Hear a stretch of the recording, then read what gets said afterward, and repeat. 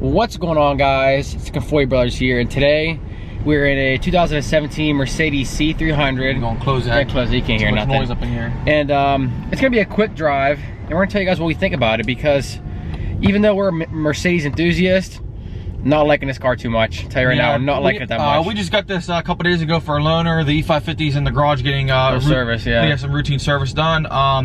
So they gave us this. Last time we had the E-Class, which we did a review on it. So if you didn't see that, go watch that. Yeah, that car's awesome. Loved it. But now we're in the 2017 C-Class, and for any one of our friends that know us, we absolutely loved the previous generation C-Class. It was one of our favorites. 13 and 14 were probably the best C-Class. Even 08, they started out in 08. Even that one, you know. Yeah, that had the older interior, but it was still nice. But yeah, it was beautiful. This car is a complete flop for Mercedes. Now, well, wait, but first off, let's say some things we do like. For example, one of them, I'm gonna tilt the camera up, the panoramic roof. That's awesome, because you know C-Class is a small car and it makes the car feel more roomy, more open.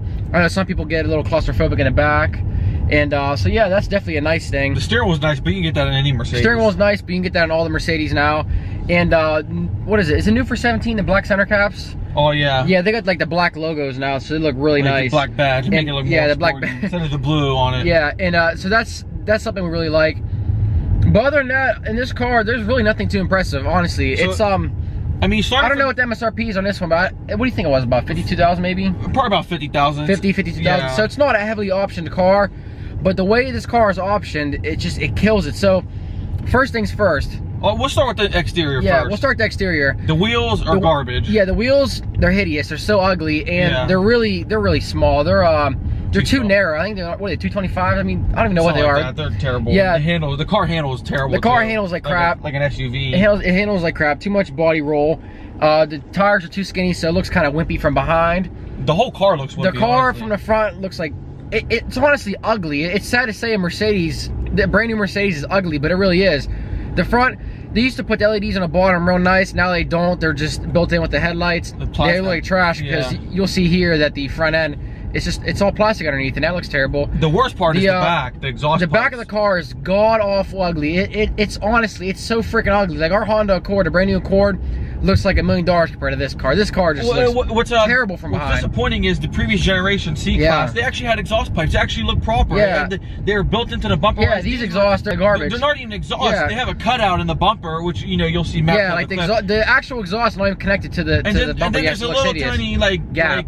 Like tractor go-kart tailpipe is in the center. That looks awful. It doesn't look proper. Yeah, we'll put a clip in here so you can see that. But it just, the back of this car, literally, it's the worst part about this car. Kills it. It looks so wimpy, and it looks cheap, and it looks terrible. Sorry guys, I had to get the camera off. Got a business call. But anyways, yeah. So that's about everything for the exterior. It's ugly. You can see for yourself, especially on a car like this with the luxury package. The sport package, it look better. The AMG looks nice, but this car, because it's the base luxury package, it looks god awful ugly from the outside. Yeah, so. And it's not just our opinion. We've had about a handful to a dozen people tell us how ugly this car is. Yeah, we asked different people their opinions on this car. We showed them.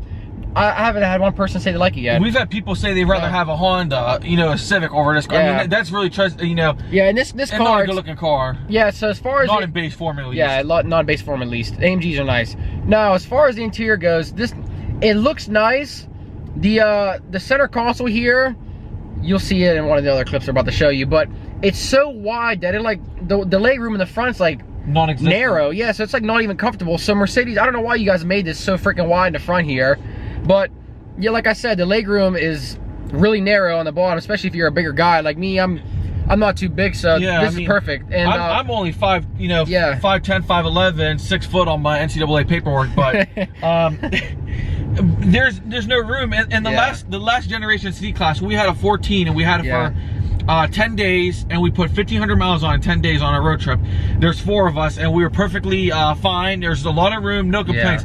This, no room for a family. The back seats in this, they freaking suck. I mean, we had 3 normal size adults, not nobody over 6 feet tall in the back, and they couldn't stand it. Yeah, it's not enough room. It's too small. Now I know this is a C-Class, but still, it's so damn small in the back. And as far as the materials go, it's nice. It's definitely nice in here. It looks nice. There's a lot of There's some plastics, stuff. you know, so there's some plastics in here, but you know, it's a C-Class, so that's expected. I guess you could say the wood trim's nice. The wood trim I absolutely love. It's like that, it's like a dull finish. It looks really nice. It's better than that piano wood finish. It looks expensive. Yeah, I hate that black piano garbage.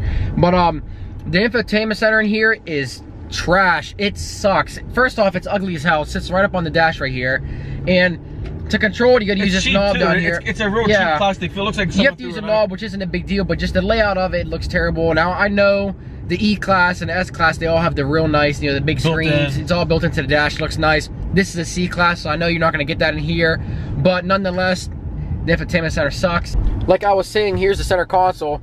My leg right up against it. Nick's leg's over there right up against it too. No room. And you can just see how wide the center console. I don't understand why it's this wide. The Mercedes should have made it a little more narrow. But nonetheless, there it is. Here's the wood trim. The wood trim is really nice in this car. Mercedes did a good job. Did a good job with that. There's the cup holders. And the infotainment center right here, like I said, like we said, we don't like it. Think it looks ugly. Just sits right up on the dash. Honestly, looks like a car that didn't have a navigation from the factory and someone just threw one up on the dash. But yeah, other than that, I mean, it's a clean layout. I mean, everything looks nice in here. The dash, all top-notch materials and stuff. But here's the controls for the seats over here. Typical Mercedes. Yeah, typical Mercedes. Everything else in here looks pretty nice though, so there's that. All right, guys, so that's pretty much what we think about this car. So for our final thoughts, my recommendation is, if you really like the C-Class, this, you know, body style, what I would do is at least get the sport package car because it looks a lot nicer. Yeah, definitely a lot nicer. For my personal preference, I would, you know, look into the 13 and 14 C-Classes because they, in my opinion, look 1,000 times better. They drive a lot better too.